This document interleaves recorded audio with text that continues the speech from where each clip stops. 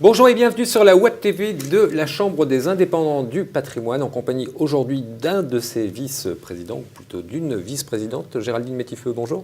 Bonjour Bogdan. Vous allez bien? Super.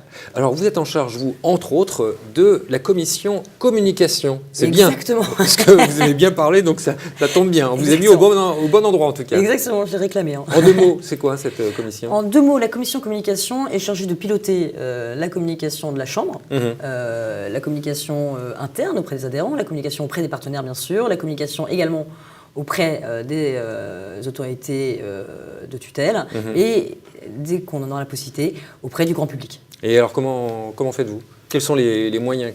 Alors les moyens, ici, c'est le premier moyen qu'on a voulu mettre en place, c'est cette Web TV qui trouve sa place assez logiquement dans notre nouveau site internet qui a été construit à la demande de nos adhérents qui voulaient voir un certain nombre de rubriques apparaître et un peu de tous les tâches.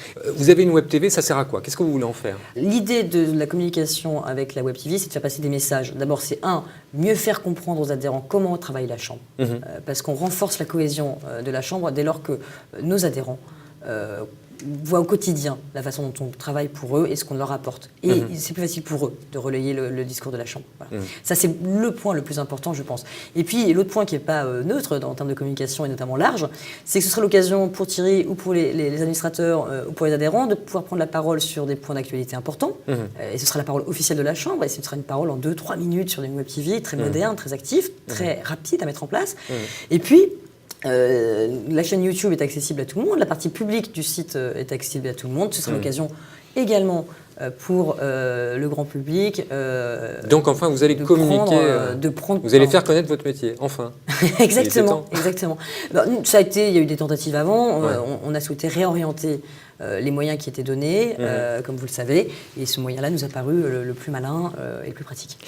Vous souhaitiez également parler des travaux de certaines de vos commissions et entre autres de la commission partenariat. Exactement, Bogdan.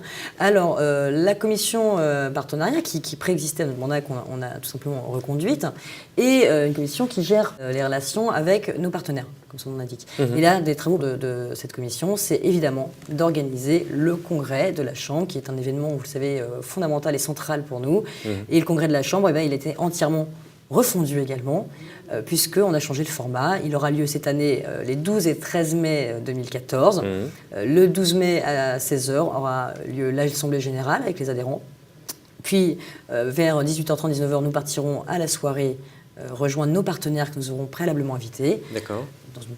Et le lendemain, ça continue. Et le lendemain matin, le congrès façon exposition commence réellement. On va rencontrer les partenaires sur leur stand et nous aurons 2 conférences pour ponctuer le début et la fin de journée.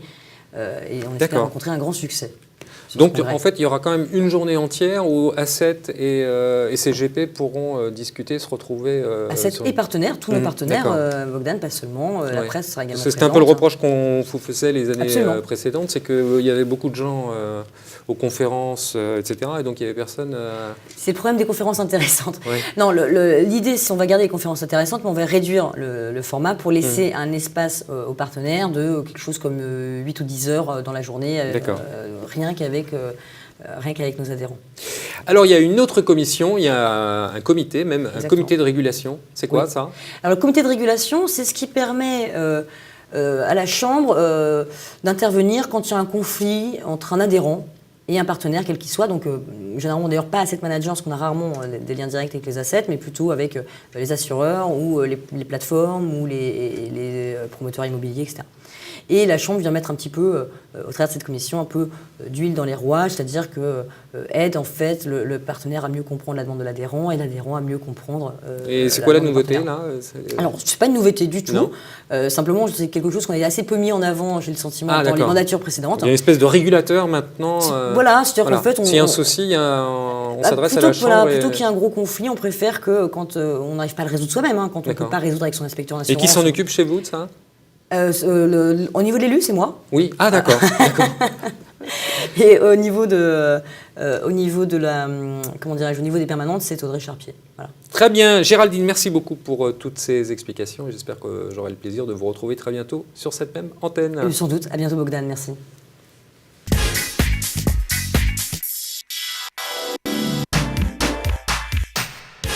to fight it.